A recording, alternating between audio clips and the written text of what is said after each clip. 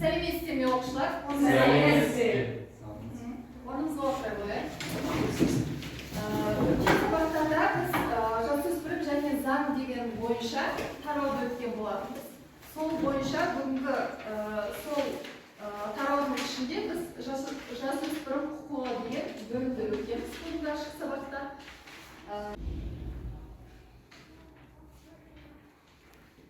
Сабағымызды бастамас бұрын ең алдымен топқа бөлініп алайық.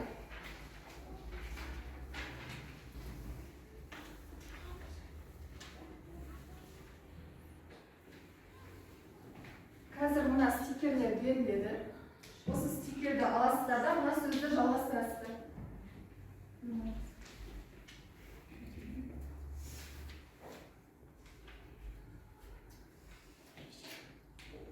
Жабыстырасыздар. Тақтаға барып, сөйлемді жалғастырып жабыстырасыздар. Қай сөз түсті? Сол сөзге байланысты.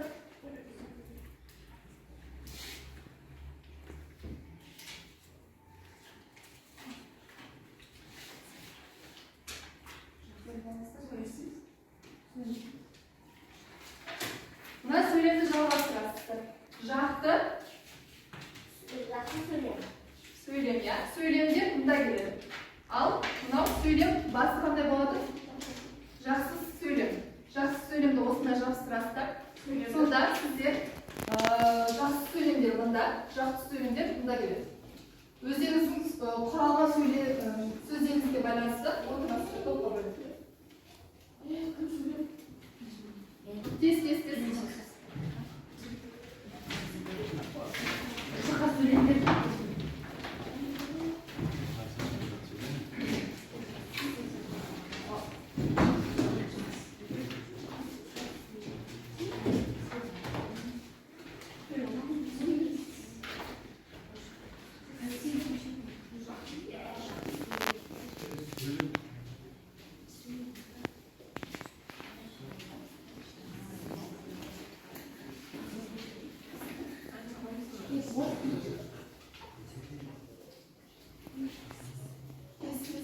Енді осы құралған сөздеріміз бойынша жақсы сөйлемдер және жақсы сөйлемдер болып екеуі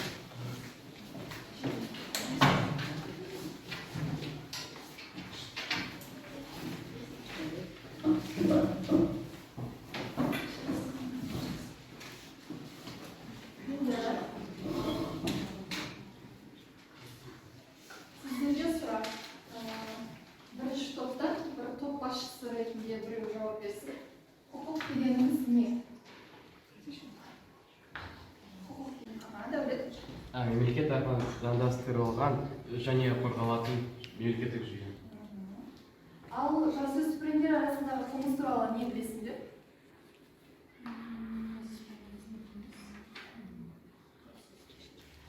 Көп қой қазір айтқанда, иә? Соның бірі? Екінші топтан мәселе. Жасөспірімдер арасындағы қылмысқа біз қорлауды, біреуді балағаттауды, ата-ананың сыйламауды білесің.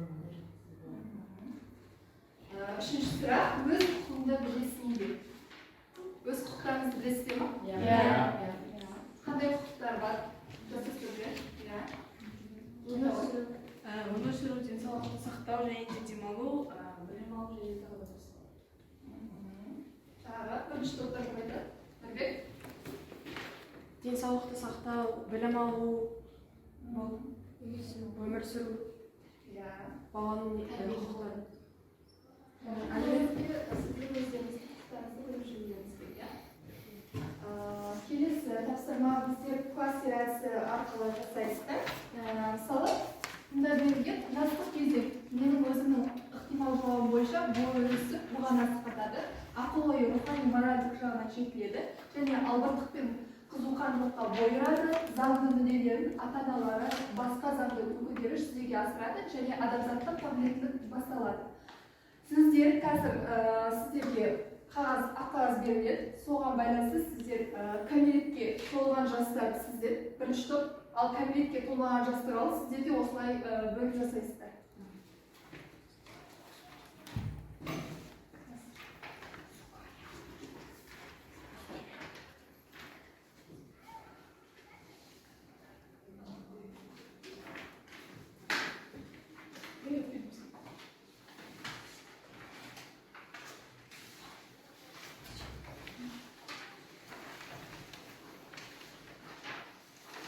Болып қоймайсыздар.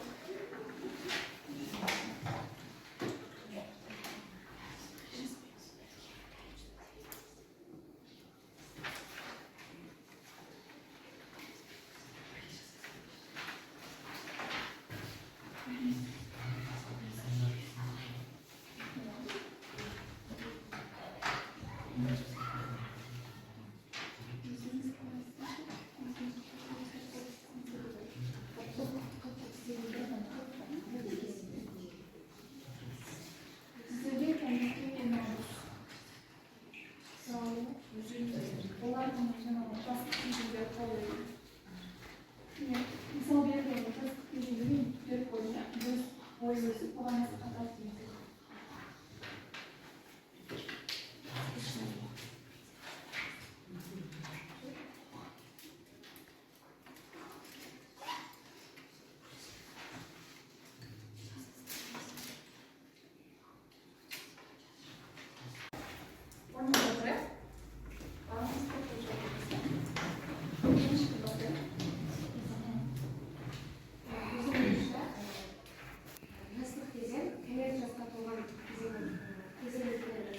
Кәмелет жасына бірінші адам баласы ақыл ойы рухани моральдық жағынан өздері жетіледі. Кәмелет жасқа толған жастар Абыртық пен қызуқандылыққа бой ұрады. және де заңды мүдделерін ата-аналары және де басқа да заңды өкілдері жүзеге асырады. Біздің ойымызша кәмелетке жасқан адамдар осылай жетіледі. Кәмелет жасқа толған балалардың бойы бұғанасы 18 жастан бастап тоқтай бастады. Және де соған қарай кәмелетке толған балалардың қызығушылықтары өсе бастайды. Олар яғни өзіне жаңа істер, хобби тауып алады. 18 жасқа толған балалардың ата-аналары оларға жауап береді. Өздері жауап береді. Бұғанасы, кәмелет жасқа толғандардың бұғанасы қатады. Адамзаттың қабілеті басталады. Олар өз басымен жауап береді, рухани моральдық жағынан жетіледі.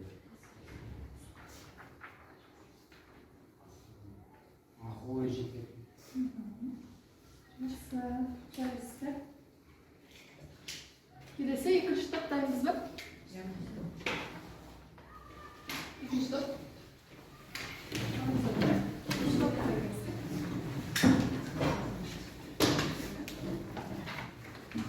Кәмелетке толмаған жастар бойы өсіп бұғанасы өседі.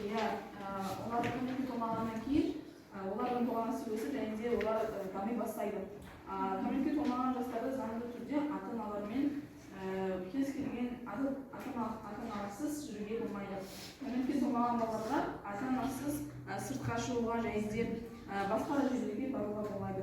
Ал албырттық пен қызуқандылық қарай бой ұрады. Кәмелетке толмаған жастар басында қызығушылықтары өсіп, ары қарай дами бастайды. Кәмелетке толмаған жастар арасындағы кикілжің, заңсыз әрекеттер жасау және де тағы басқалар, агрессия, көшедегі парк, саябақ ішіндегі тәртіпсіздік және моральдық кикілжің. Осының бәрі бізде кәмелетке толмаған кішкентай балаларда болады. Олардың көбінесе агрессиялардың жаңқасы болады. Кәмелетке толмаған жастар ол албырттық пен қызуқандылыққа бой ұрады. Сосын заңның мүдделерін ата-аналар мен басқа заңды оқу деп жүзеге асырады. Сосын ақыл ой енді дамиды, анасының қамқорлығында болады. Және де олардың заңды мүдделері ата-анаға қарайды. Сонымен қатар ата баласының өмірін ата-ана толықтай қамтиды және де қарайды. Қысқаша айтқанда, олардың жеке бас бостандығы болмайды. Әр баланың кәмелетке толмаған болса, ата-анасы қарау қажет. Және де кешкі уақыттарды далаға түнгі 12-11-ге дейін жүруге болмайды. Ата-анасының қарауынсыз және де өзі көп оқу білім алу керек болмайды. Өте дұрыс айтасыз, жарайсыз. Орныңызға отыра алайық. Келесі тапсырмаға көшейік.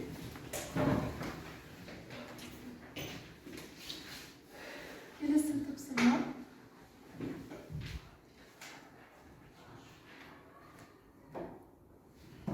Өтпелі кезең дегеніміз не? Өтпелі кезең. Бірінші топ. Мысалы, адамның жетілуі. Яғни ол мысалы 11-14 жаста аралығында өтпелі кезең болады.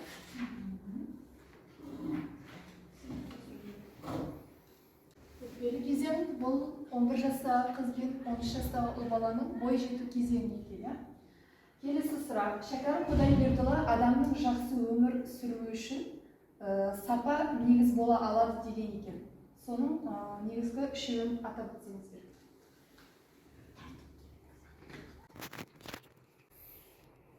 Назерке. Олар бізге мінез болып келеді, және де ақыл, және де таза жүрек. Дұрыс жауабын көрейік. Дұрыс екен. Келесі сұрақ. Танымның үш жолы бар. Ол қандай? Ең оңайы ол еліктеу, тәжірибе және де ең бастысы ойлау болып келеді.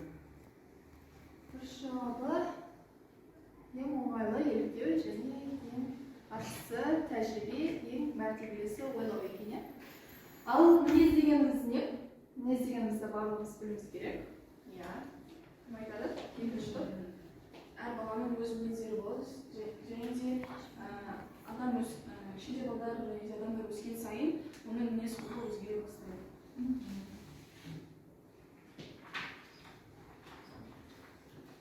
Келесі сұрақ. Доминантты мінез дегенімізді қалай түсінеміз? Доминантты мінез дегеніміз не? Бірінші топтан кім жауап береді? Девиантты мінез дегеніміз ол шынайы өмірден қашып, қиялда өмір сүру. Дұрыс жауабын көрейік. Доминантты мінез бұл өмір шындығын сол күйінде қабылдаудан бас тартып шынайы өмірден қашу немесе ауытқу екен. Ал келесі сұраққа кім жауап береді? Жасөспірімдік шақта қалыптасатын ерекше маңызды белгілерді атады. Назерке? Агрессивді, баланың агрессивді тұрғыда жүруі, агрессивті болуы, және де баланың тыңдамай өз құқығын сақтау. Иә, дұрыс. Дұрыс жауабын көрейік. Менің өзімнің ықтимал жауабым бұл өзін өзі сыйлау, өзін бағалау, өзін жеке адам ретінде қабылдау. Негізі сіздің айтқаныңызда дұрыс. Жарайсыз. Басқаларымыз келесі бұлай. Келесі сұраққа жауап берейік. Адамға ең керегі қандай қасиеттер деп ойлайсыздар? Адам баласына, барлық адам баласына, иә? Кім айтады? Бірінші топтан жауап береді. Жауап бермегенде жауап берсінші. Әр адам баласына және әр адамда сабырлық, сыйластық, қошанқылық мен жақсы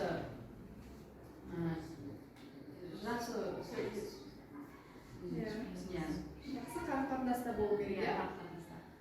Енді менің өзімнің ықтимал жауабым адамға керегі өзін жақсы көруі, түсінуі, өзін сыйлай алуы және өзін оқулық, аудио тыңдау беруге керек екенін сезіне білу болып табылады.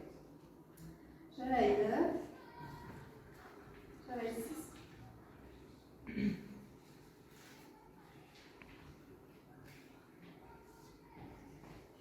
Келесі.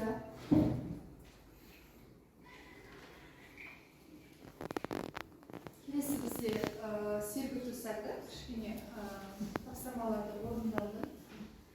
Орныңызда тұрайық.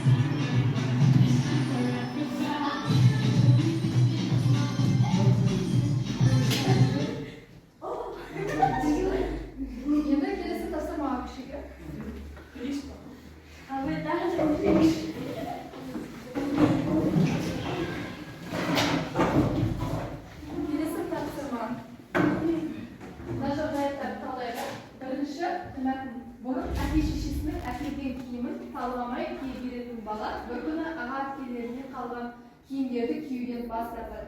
Жақсы қымбат өзі таңдаған киімдерді әкелмесе ата-анасына ренжиді. Осыған байланысты өз ойларыңыз. Қай топтан жауап береміз? Яғни біреудің киімін кигісі келмейді, жаңа киімді кигісі келеді. Кім жауап береді? Яғни менің ойымша бұл яғни баланың өзінің мінезі, яғни өзгеруі. Себебі ол өзінің киімі болғысы келеді, жаңасы, ата-анасына соның кесімнен ренжігені, ол ата-анасының мінезін көрсету, яғни ол оның мінезі өзгеру.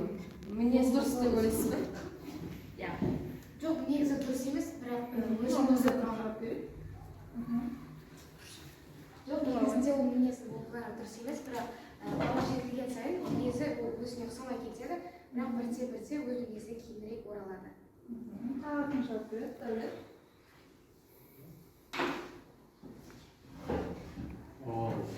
Өзінің мінезін қалыптасу, ол ескі киімді кигісі келмейді, ол жаңа киімді кигісі келеді. Дұрыс деп ойлайсыз ба бұл? Жақсы, бұл сіз деп ойлайсыз. Екінші топқа кім жауап береді?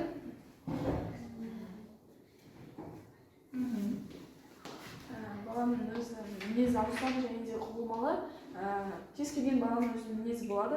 Және де әр бала өзінің киімін сатып алып және жаңадан кигісі келеді. Ал әпкесінің ағаларының киімін киген, бірақ ол да дұрыс. Әли.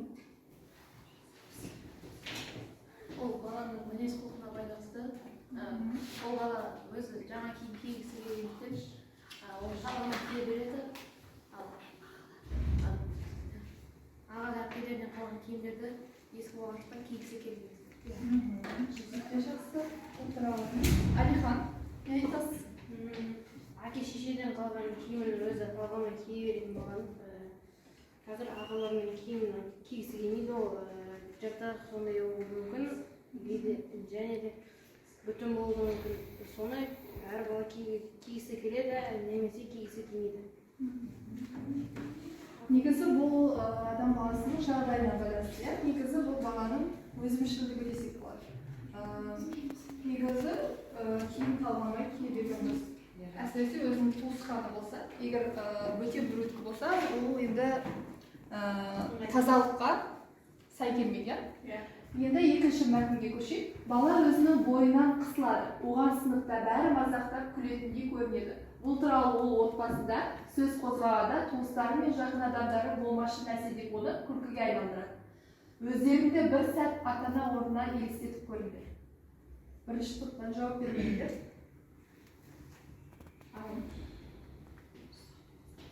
Мен ата-ананың орнына баламен сөйлесіп, оны жұбатып, әркім әрқалай өздерінің айырмашылығы болады деп сөз қозғайтын едім. Ол және күлкілі зат емес, ол әркімде ондай болады. Ол табиғи дүние. Асыл, не айтасыз? Ер бала болса, ер бала бойы ұзын болған жарасып. Ол одан қарағанда Құдайдың бұйырған бойы одан артық сұлу бола алмайды деп ойлаймын. Тағат, екінші топтан кім жауап береді? Ұлтана. Егер мен оның ата-анасының орнында болсам, мен оны қолдаймын деймін. Себебі оның сыныптастарынан артынан бұл дұрыс емес деп ойлаймын. Тағат кім жауап береді? Екінші топтан. Мен ата-ананың орнында болсам, баламен сөйлесіп, ол балаға жарасады деп айтушы едім. Ең жақсы бойы ұзын болған дұрыс. Егер ата-анасы қолдау бермесе, басқалардан не қайыр дейміз, иә? Енді келесі мәтінге көшейік. Үшінші мәтін. Сәкен өз ата-анасын басқа балалардың ата-аналарымен көп салыстырады. Кейде Сәкенге өз ата-анасы басқалардікіндей емес сияқты болып, оларға ренішпен қарайтын болды. Сәкеннің іс-әрекеті дұрыс па, Сәкенге қандай кеңес берер едіңдер? Сәкен бұл жағдайда дұрыс емес, өйткені ата-анасы болған енді көбілерде болмайды, сол үшін олар ата-анасын қадірлеу керек, олар салыстыру дұрыс емес деп ойлаймын. Және ата-ананы сыйлап, қадірлеп, жақсы көру керек деп. Дұрыс айтасыз. Нұрбек, Дәулет айтыңыз. Ал Сәкеннің іс-әрекеті дұрыс емес. Өйткені ата-ананы таңдамайды. Ата-ананы басқа ата-аналармен салыстыруға болмайды. Жақсы. Нұрбек айтасыз. Сәкен бұл жағынан дұрыс емес. Өйткені өз ата-анасын қалай солай білу керек, енді басқалардың ата-анасын салыстырмау керек. Өз ата-ананы қадірлеп қарау керек. Ешбір басқа біреудің ата-анасы бізге ата-ана болмайды, басқалардікіндей болмайды. Өзіміздікіндей болмайды. Бала да сол секілді, анаға басқа біреудің баласы өзі бала болмайды. Ал екінші топтан кім жауап береді? Алик. Сәкеннің бұл әрекеті дұрыс емес. Ата-ананы салыстырмау керек. Себебі бұл дүниеге бізді әкеледі және бақыт береді. Өте дұрыс айтасыз. Басқа ата-анамен өзіңнің ата-ананы салыстыру ол өте жаман қасиет деп ойлаймын. Себебі басқа ата-анада жоқ қасиет, мысалы сенің отбасында бар болуы мүмкін. Қазіргі кезде көбісі ата-анасын сыйламай және де көрінген жерде айқайлап ұрсады. Бұл менің ойымша дұрыс емес деп ойлаймын. Өте дұрыс айтасыз. Алихан. Сәкен өз ата-анасына көп ата-аналарға салыстырады, дұрыс емес. Ата-ана бізді өмірге әкелді, және де мектепке беріп, мұғалімдерге білім берді.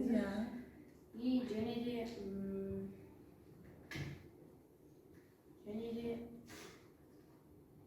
міне осы ата аналарыңыздың арқасында сіздер міне осы мектепте отырсыздар, иә? Ал сіздер осы ата аналарыңызды басқа ата аналармен салыстырасыздар ма? Маған анам киім алып бермеді деген сияқты. Ананың ата анасын қараңдаршы, киім алып беріп жатыр, мені шетелге шығартып жатыр. Сіздер маған түк алып бермедіңіздер деген секілді. Өздеріңіздің мінездеріңізді жазасыздар ма? Жақсы. Онда 4-ші мәтінге көшейік. Меруерттің көңілі ештеңеге толмайды. Тіпті ол бәйек болып жүретін ата-анасының, жақындарының мейірімі мен қамқорлығын сезінбейді деп. Меруерт өзінің бұл қылығына еш қиналмайды. Оған не дейсіздер?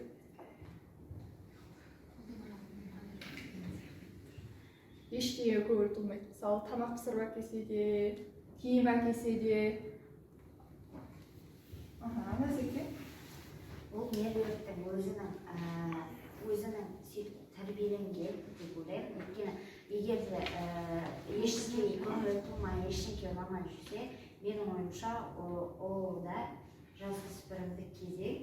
Яғни ол әр нәрсеге көңілі босап кетуі мүмкін, және тағы да басқалар болып кетуі мүмкін. Өте дұрыс айтасыз. Саған кім жауап береді? Мысалы, мектепке барғысы келмейді деген секілді ғой. Тағы кім айтады? 1-ші топтан. Асыл.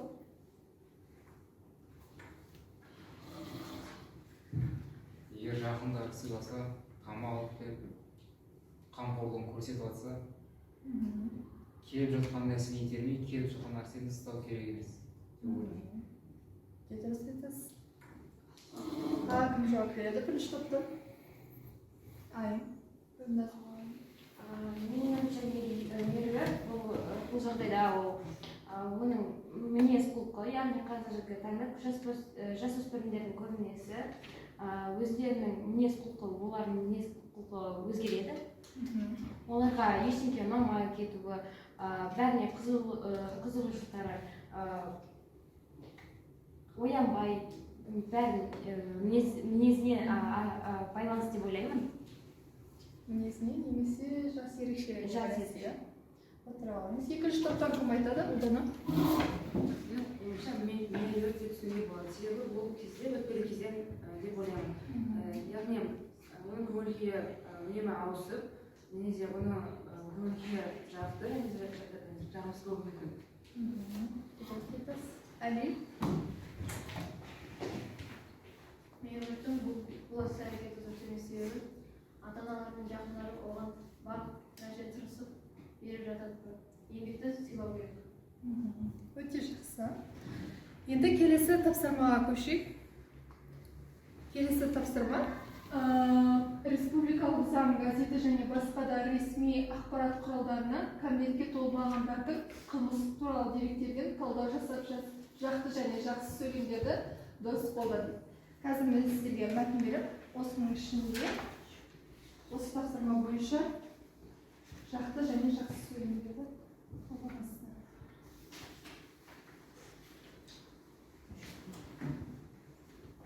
Жақсы және жақсы сөйлемдерді оқып беріңіз.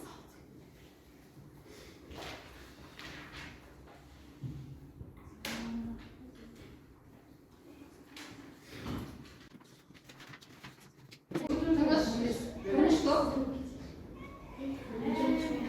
Кім оқиды? Басшы ретінде сіз оқытасыз. Бізде жақсы сөйлем, ол кей жағдайда 2 жылға дейінгі бас бостандығы шектеуге жазаланады. Келесі сөйлем. Оқыту жөніндегі міндеттерін себепсіз орындамаса, олар айлық есептік көрсеткіштің 5-тен 10-ға дейінгі мөлшерін айыппұл салынады. Және 16 жастан бастап адам қылмыстық жауапқа тартылады.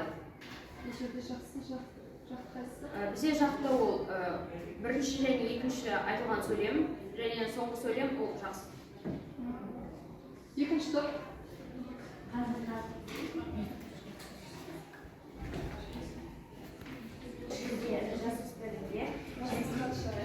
Бізде бұл жерде жасөспірімдер 2 жылға дейін бас бостандығын шектеуге жазаланады.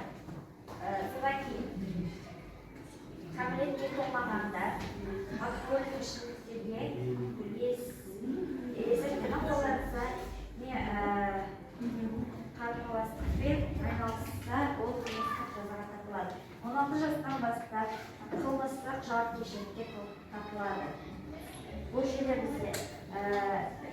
жардайга дейін деген ол бізде жақты. 16 жастан бастап жақсыз. Отырыңыз. Енді сабағымыз аяқталды. Осы сабақ бойынша рефлексия жүрген. Мен сіздерге мына қағаз таратып беремін. Енді сіздер осы бойынша бүгін сабақ қалай өтті деген секілді қандай әдістер ұнады деген секілді жазасыздар. Мұғалімге хат болды. Сіздер өздеріңіздің ойларыңызды жазасыздар.